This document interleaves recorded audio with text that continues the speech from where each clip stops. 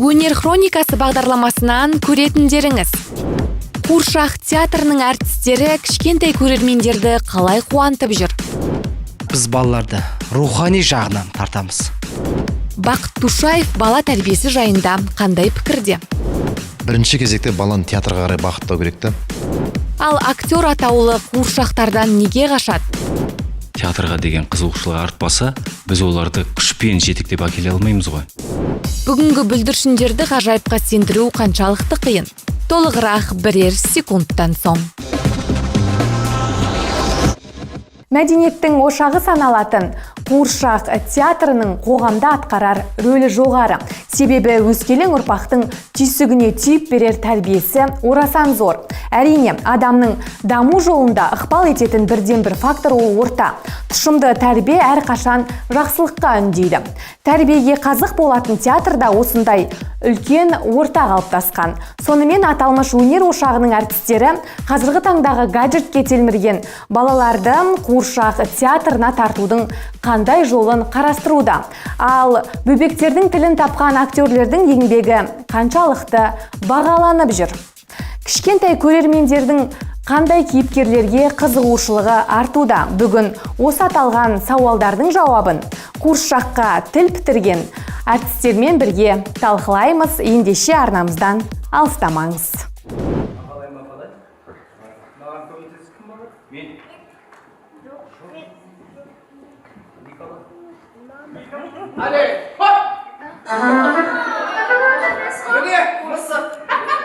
Қайдағы мысық, басқа таңғы жайып берсен? Таңға жайып берсен. Қатыр, ақалай маған көмектеседі. Кім бағына?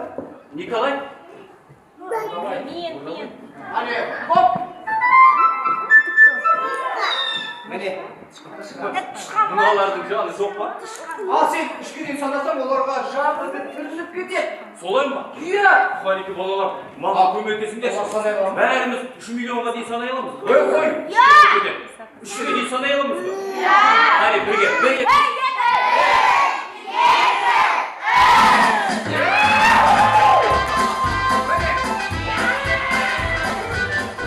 Кішкентай көрермендердің өнермен танысатын алғашқы мектебі саналатын Алматы мемлекеттік Қуыршақ театрының ұжымы бүлдіршіндерді қуанту жолында талмай еңбек етіп келеді. Өскелең ұрпақтың қиялына қанат бітіретін шаңырақтың актерлері бүгінде түрлі кейіпкерлерді сомдап көрермендерінің көңілінен айрықша орын алуда. Ұзақ жылдары театр репертуарынан түспей, жақсылыққа тәрбиелеп жүрген өнер ордасының ұсынар тағылымды қойылымдары күн сайын арта түсуде. Аталмыш театрда абыроймен қызмет атқарып, сахна майталманына айналған Айдын Жақыпбаев 1997 жылдан бері өнерге өз үлесін қосып келеді. Міне, қазір 22 жылдан асып кетіпті. Қандай керемет кезеңдер, керемет уақыттар. Театрға келуім себебім, әрине, бәріміз енді кішкентай кезімізден айтады ғой, сенің арманың не, үлкенде кім боласың депші.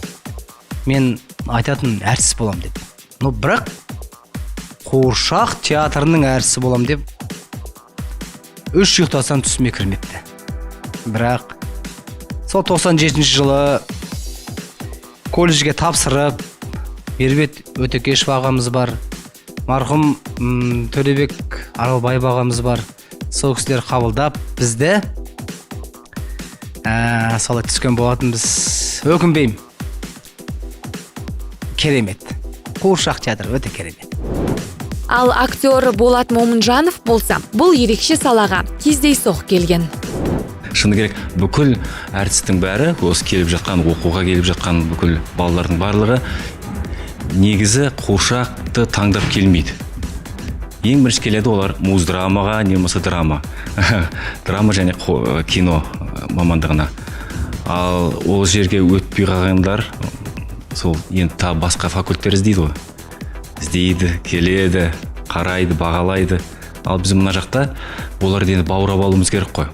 Қалай баураймыз біз? Ол жерде бізде Қуыршақ өнерінде драма да бар, бүкіл мамандық алып шығалады. Дикторлықты да, және қосымша негізгі пәніміз Қуыршақ өнері пәні. Сол жерде қуыршақты көрсетеміз, үйретеміз, консультация жасаймыз. Олар өздерінің одан кейін ақырын қызығушылықтары пайда бола бастайды. Содан ары қарай енді көбіне өздеріне байланысты әр адамның. Өйткені ең басында мен өзімде қуыршақ театрына келем деп ойламағым, драманы таңдап келгем.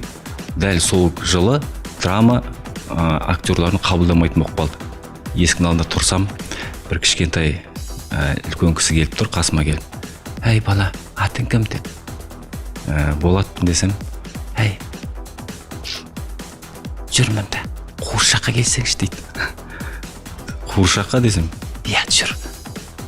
Жарайды деп артынан бардым, көрдім, таныстыра бастады. Сөйтсем, ол кісі профессор Мақұлбеков Серік Сесенбаевич деген кісі екен. Сол кісі мені қуыршақтармен таныстырды. Қуыршақтың түрлері осындай болады, қуыршақтың жанры осындай деп түсіндіргеннен кейін барып, мен ақырын баурай бастады. Содан кейін қойдым, мен де жібіп кеткенім. Еңбегіміз еленіп, кішкентай көрермендердің сүйікті қаһармандарына айналдық деген актриса Ұлболсын Алтынбекқызы өнер жолын таңдағанына еш өкінбейтінін айтады. Мен 2004 жылы жұмысқа орналасқам. 2000 жылы эстрада цирк колледжінде қуыршақ бөлімінде Серік Мақұлбековтың бөлімшесіне түскен болатынмын. Оның алдында мектеп кезінде қуыршақ театры деген ұғым бізде қалыптаспаған. Тек қана біз теледидардан көретінбіз қуыршақ театрларын. Тірідей дейді ғой, живой біз көрмегенбіз ешқашан. Осы Алматыға келіп, қуыршақ бөлімін бар екенін біліп, сол эстрада цирк колледжіне қабылданып, 3 жыл сол жерді тамамдап, одан кейін 2004 жылы бізді барлық группамен осы театрға алған болатын. Содан бері міне 18 жыл болды осы театрда жұмыс істеп жатқанымызға.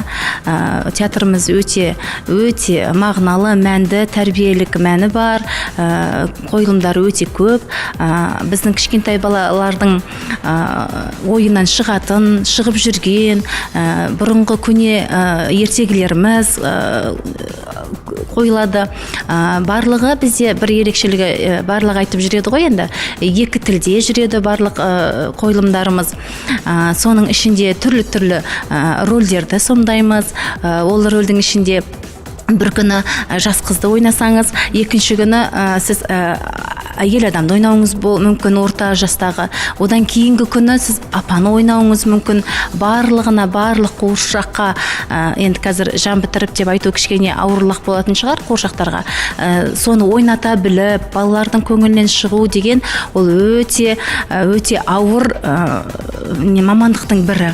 Өйткені драма театрында актерлардың өздері ойнап, өздерінің жан тәндерімен реквизит қана қолданса, ал біздің қуыршақта жан тәнімен де ойнайды, және қосымша қуыршақты да ойната біледі. Ол қуыршақты ойнатқанда жай ғана сен қолын көзін қимылдатып қана қоймайсың, оған сен образ бересің, қанша жаста, нешеде, бұның қандай өмір сүріп жатыр, бұның әке шешесі қандай деген сияқты сомдайсыз оны. Оның сомдағанына да бірнеше уақыт кетеді.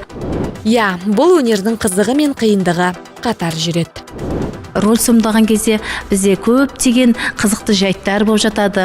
Режиссердің көңілінен бір күн шықсаң, ертесіне режиссер басқаша ойлап келіп қалады дағыны, екінші күн ұнамай қалуы мүмкін ол режиссерға. Жоқ, бүгін мүлдем басқа қырынан көрсет деп, сені басқа қырынан бұрып жіберу мүмкін. Өте қызықты жайттармен ең соңында әдемі қойылым шығады. Біз ол қойылымды шығарғанда тез өзіміз сол образға кіріп кетіп, сөзді жаттап алып, балалардың алдына шыға салмаймыз. Оны режиссерлар сараптап өтеді, бізді бәрімізді тексереді, әрбір сөзімізді жік-жілігімен сынайды, артық жерін алып тастайды, кем жерін қосады. Сөйтіп барып, қаншама тексерістен өткеннен кейін барып, біз көрерменнің алдына шығуымызға құқығымыз бар. Ал оға дейін біз көрерменнің алдына қалай болса солай астыртын қарап шыға алмаймыз ешқашан. Біздің театр туралы айта берсе, тоқтаусыз айтуға болады. Өйткені өте қызықты театр, өте айтып жатырмын ғой, мағыналы, тәрбиелі. Мына үлкен театрларға, жасөспірімдер театрына дейін қуыршақ театр тәрбиелейді балаларды. Жүріп тұруын, өзін қалай ұстау керек екенін, қай жерде қалай отыру керек екенін, қай жерде қалай қол соғу керек екенін, қандай қойылымды қандай мінезбен, қандай мінез құлықпен қабылдау керек екенін барлығын біздің театр тәрбиелеп жібереді. Одан кейін жасөспірімдер, Ғабит Мүсірепов атындағы жасөспірімдер балалар театры бар. Сол театр, одан кейін Әуезов театры, Әкем театр дейміз қазір біз. Сол театрларға тәрбиелеп жіберетін ең түпкі театр біріншіден басталатын біздің мемлекеттік қуыршақ театры. Әрине, қуыршақ өнері бұл өте қиын нәрсе. Біз оқыған кезде қуыршақ өнерін алып шығамыз, және де драманы алып шығамыз. Енді барлықтар айтып жатады ғой, драмада өздері ойнаса, ал қуыршақта біз өзіміз ойнаймыз, және де мына кісілерге жан бітіреміз. Осы қуыршақты біз ұстап, осылармен ойнау бізге өте керемет. Біз театрға таңертең сағат 9-да келіп, кешкі сағат 6-да шығамыз. Болмаса өзіміздің жұмыстарымыз болса ары қарай қалай береміз. Түнімен жұмыс жасап, өзіміздің образымызды ашып, осы қуыршақтармен жұмыс жасаймыз. Қуыршақ театры керемет. Мен жақсы көрем. Қуыршағымды мен өте жақсы көрем. Ең бастысы бұл қуыршақ театрында жарнама дұрыс болса, үлкен ересек кісілер келеді, көреді. Қазір барлығы интернетті отырады ғой, Instagram, Facebook деген нәрселерде. Сол жерде отырады, көреді. Сосын барып қызығушылық танылып, осы бір қуыршақ театрына барып көрейікші осы қалай екен деп. Ересектегі ұнағаннан кейін олар әрине көршілерін, туысқандарын шақырады. Ей, жүріңдер, мұнда келіңдер, мына жақта қызық болады деп. Театр өмірі, актер өмірі, өнер сатысының қиын баспалдағы. Қойылым тек қана ойнауды емес, көрермен көкейінен орын алуды талап етеді. Сыншы көзге барлығы оңай көрінгенмен, қойылымға дейінгі дайындық, төккен тер сахнада сыналады. Әр қойылымның қойылу мақсаты ой салу. Көрермен түйген ойдан міндетті түрде қорытынды шығарады. Жақсылыққа асық болу немесе жамандықтан жеру. Демек, театрда адамзатты адамгершілікке, отансүйгіштікке және адалдыққа тәрбиелеуде. Шәкәрім атамыздың бұл ән бұрынғаннан өзгерек деген бір керемет сөзі бар ғой. Шынымен де бұл театр біздің Қазақстанда өзге де 65 театрның ішіндегі бір ерекшелік дараланып тұратын театрдың бірі. Өйткені біріншіден бұл театр өте үлкен, тарихы терең, кәдімгідей енді алдағы уақытты есептегенде 90 жылға жуық үлкен тарихы бар театр, үлкен іргелі театр. Сонысымен ерекше.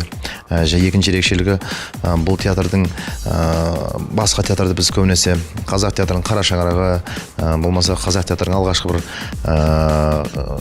белестері деп жатамыз. Ал бұл театрды менің ұғымда бұл театр қуыршақ театры, қазақ театрының нағыз алтын бесігі деп айтар едім. Өйткені тәрбие басы тал бесіктен бізде болашақты дайындайтын өзге де балалар театры бар, басқа да театрлар бар ғой, елімізде жастар театры бар. Бірақ соға дейінгі бір жастан бастап әрмен қарай есейген боз болашаққа шейінгі көрермені бар, және сол біздің болашағымызды қалыптастыратындай үлкен мән мағынаға ие, үлкен өзінің ауқымды аудиториясы бар, және бағыт бағдары бар, өзінің жүріп жатқан философиясы бар театр деп ойлаймын. Сондықтан да бұл театр екінші ерекшелігі. Ал үшінші ерекшелігі өзге әртістер, мысалы біз сахнада, басқа театрдың сахнада адам өзі ойнататын болса, бұл жерде әртіс адам өзі де сахнаға шығады, және бірден сол сәтте ауысып, екінші кукланда қуыршақты да көтеріп, қаншама салмақ бар, бір спектакль бойы сол қуыршаққа жан бітіріп, өзіне жан бітіріп, қос образды бірдей біріктіріп, бір тағанда кукламен бірге бірдене болып, бір тандем болып сахнаға алып шығу, бұл ең қиынның қиыны. Өзімде енді жаңадан қызметке келіп жатқаннан кейін көптеген дүниеге көріп жатырмын, тәнті болып жатырмын. Әрине, шынымен де бұл қуыршақ театрының бағыт бағдары ерекшелігі осында. Мемлекеттік қуыршақ театрындағы директордың орынбасары Бақыт Туршаев өскелең ұрпақтың саф өнерге деген қызығушылығын арттыруды мықтап қолға лайық дейді.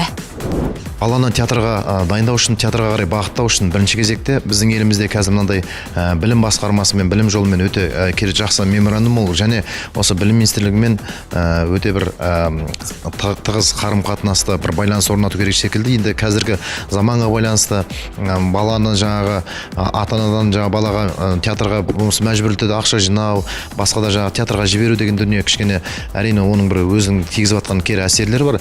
Бірақ дегенмен де біз қазір баланы мынаны бүйтпе, мынаны сөйтпе деп мұғалім үйрете бергеннен гөрі бір рет көзіне көрсетіп барып, сондай жол арқылы, сондай бір әртүрлі бір әдістер арқылы тәрбиелеуге болады ғой. Міне осы бағытқа, осы тұрғыдан келген кезде меніңше бірінші кезекте біз осы мектеп жасындағы бала болсын, балабақшадағы бала болсын, өзіміз басшылық тарапынан да және сол мекеменің басшылық тарапынан да ата-аналар да бұны жақсы түсініп, бірінші кезекте баланы театрға қарай бағыттау керек та. Өйткені бала қалағаныңда емес, бала қарағаныңда емес, қалағаныңда өседі дейді, қазақтың бір керемет тәмсілі бар. Сондықтан біз нені қаласақ, бала солай өседі.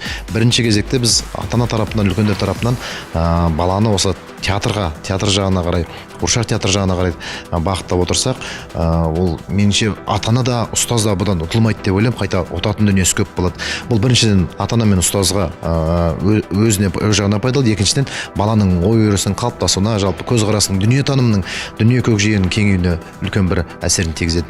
Екіншіден баланы гаджеттен арылту, әрине ол бәрімізде бала өсіріп отырғаннан кейін әртүрлі қиындықтар бар. Әрине оның шешу жолдары да тек қана театр мәселесі емес, басқа дүниелер көп қой ортамызда. Біздің Алматы қаласының өзінде қаншама мәдени орталықтар бар, жаңағы баланы қызықтыратындай. Соның ішінде қазір енді біздің өзіміздің саф өнеріміз, төл өнеріміздің, сонау ертегілердің, өйткені кезіндегі біздің қазіргі мынау үзіліп бара жатқан әжелер институтының қалыптасуына, бесік жырын тыңдамай өскен баладан қандай мысалы болашақ, үлкен бір іргелі болашақ күтудің өзі қазір қорқыныш. Сондықтан да сол әжелер институтының қалыптасуына, бесік жырын естіп өскен бала әрине бірінші кезекте ол қиялына қанат бітіріп, өзін сол ертегі кейіпкерлеріне ұқсата біледі. Ондай кезде осы театр, әрине оның ішінде қуыршақ театрының атқаратын миссиясы өте зор.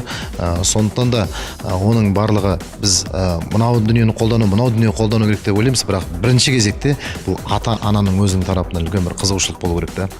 Міне осыны біз түсіндіре білуіміз керек. Сонымен қалта телефонға телмірген бүгінгі балаларды театрға тартудың қандай жолдарын қарастырып жатқан жайларыңыз бар? Өздеріңіз де білесіздер ғой, гаджеттің заманында, телефонның заманында қазіргі балаларды театрға алып келу өте қиын. Но бірақ біз қуыршақ театры балаларды өзімізге тарта білеміз. Бізде керемет күшті әдемі спектакльдер бар. Балаларға арналған Үйшік аты спектакліміз бар. Солай емес па, Буратино? Әрине солай. Міне Үйшік аты, мен жаңа айттым ғой, Үйшік дедім ғой. Ой, әтеш, сен қайдан жүрсің? Мен де осы қойылымда жақсы көремін. Және де осы спектакльді... Мен ба? Сен ба? Әрине сіз ғой. Мен сіздің рөліңізді ойнаймын ғой. Сіз болмасаңыз мен жатам. Әрине жатасың, Біз таңертең осылай әтеш екеуміз ертең келеміз да, екеуміз кездесіп істейміз әтеш. Ойнаймыз, ойнамаймыз деймін. Бұл мені күтеді. Түнімен ұйықтайды. Ертесінде күтеді. Бірақ бізде спектакльдер көп болса екен деп ойлаймыз да. Әсіресе әтеш ойлайды. Көп болса екен күнде балалармен кездессе екенбіз деп ойлайды. Балақайлар, сіздерге айтатыным, қуыршақ театрына келіңіздер. Кішкентай көрермендердің өнерімізге деген қызығушылығы зор. Қойылым біткеннен кейін сахнаның сыртына шығып, қуыршақпен суретке түсуге асығады, дейді актер Айдын Жақыпбаев. Біз балаларды рухани жағынан тартамыз. Әрине балалар кіреді, көреді, спектакльдің басынан бастап көреді, басында күледі.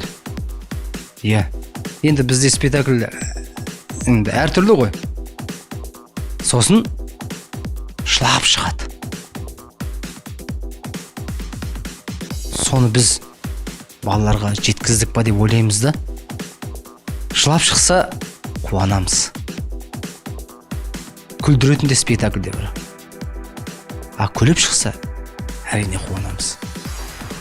біз соны жеткіздік па деп ойлаймыз. Қазір шынымен де көп сұрақтар келеді. Сол қуыршақ театрының қаншалықты қажеті бар сол балаларға депші? Жоқ. Өте қажет. Балаларды қазір тәрбиелейтін осы біздің қуыршақ театр. Өте жағымды әсермен қайтады әрбір көрермен. Сонымен қатар бізде қазір Макбет, одан кейін ана жүрегі деген жас өспірімділерге арналған өте жүрекке жағымды, әр келген көрерменнің жүрегін тербейтін қойылым бар бізде, ана жүрегі деген. Одан кейін ана жер ана, Шыңғыс Айтматовтың, одан кейін Ромео и Джульетта. Жалпы қазіргі кезде жастардың басым көпшілігі танымал болуға әуес. Осы орайда актерлікке таласы бар жандардың қуыршақ театрындағыдай қалтарыста емес, көк жәшіктегі көрермен алдына шыққысы келетіні анық. Білікті актер бұл үрдіс жөнінде қандай пікірде? Қазір енді біздің жастарымыз көбінесе, сіз айтпақшы, өз жеке бастарын ойлап, қай жерден музыка саласынан болсын, кино саласынан болсын, жарқ етіп, жұлдыз болып шыға келем деп ойлайды. Бірақ ол үшінде еңбек ету керек қой. Еңбек түбі жеңбек демекші, театрға келіп, өздері ойлап, өздері қарап, көріп, біліп, танысып театрмен. Сол кезде ғана олардың мировоззрениесі ашылып, театрға деген қызығушылығы артпаса, біз оларды күшпен жетектеп әкеле алмаймыз ғой, әр әртістерді, болашақ әртістерді. Көбінесе осы театр дегеннен кейін киноға түсіп жатқан кезде біз бәрі айтады да, қай жерде істейсіз деп. Театрда, қандай театр, әуезов па, чуз ба дейді. Жоқ, мен қуыршақ театрында істеймін. Рас па деп қалады. Келіп көріңдер алдымен. Сол кезде қуыршақ пен драманы салыстырып көрсеңіздер, мүлдем басқа деймін. Біздің қуыршақ театры қазіргі таңда даму тенденциясы өте қарқын жүріп жатыр. Қуыршақ өнерін дамытуды мұрат тұтқан ұжым халықаралық және республикалық театр фестивальдерінде жиі топ жарып жүр. Ұрпақ тәрбиесін қолға алған театр репертуарында көптеген қойылым бар. Осы жақында біз Ақтөбе қаласында Балауса фестивалінде біздің Макбет деген қойылымыз барды. Ол қойылымда бірнеше спектакльдің ішінде, 23 театрдың ішінде 8 театр іріктеліп, сол 8 театрдың ішінде гран-приді алып, біздің Макбет спектакліміз ең үздік қойылым болып, және ең үздік сценография номинациясына ие болып, қазір қоржынымызда қуанып жатқан жайымыз бар сондай. Ал алдағы уақытта бізде шетелдерге барлық, осы тек қана Қазақстанда ғана емес, барлық шетелдердің фестивальдарынан ешқашан қалмаймыз. Біз тек қана қуыршақ театрының фестивальдарында емес, және драманың фестивальдарында қатар жүреміз. Өйткені бізге қызығушылығы өте мол шетелдіктердің. Қуыршақ театры өнерде орны ерекше, өмірде қызығы мол сахна. Адам жадындағы бейнені жансыз қуыршаққа беріп, жанды кейіпкерге айналдырған өнер ордасы көрерменнің ықыласына бөленуде. Жастардың саны осындай мәдени ортада көбейер болса, қазақтың тәрбие дейтін қасиетті қара қазанының астындағы шоқтың сөнбейтіні ақиқат. Қуыршаққа тіл бітірген қасиетті өнер ұжымына шығармашылық табыс пен мол жетістік тілей отырып бағдарламамызды тәмамдаймыз. Келесі эфирде жүздескенше аман сау болыңыздар.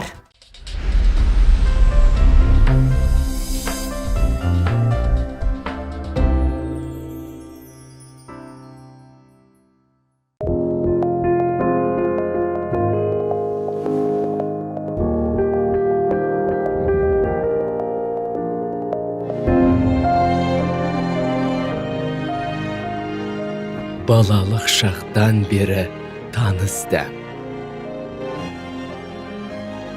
Уақыт сынынан өткен игі дәстүр. Ақсайынан.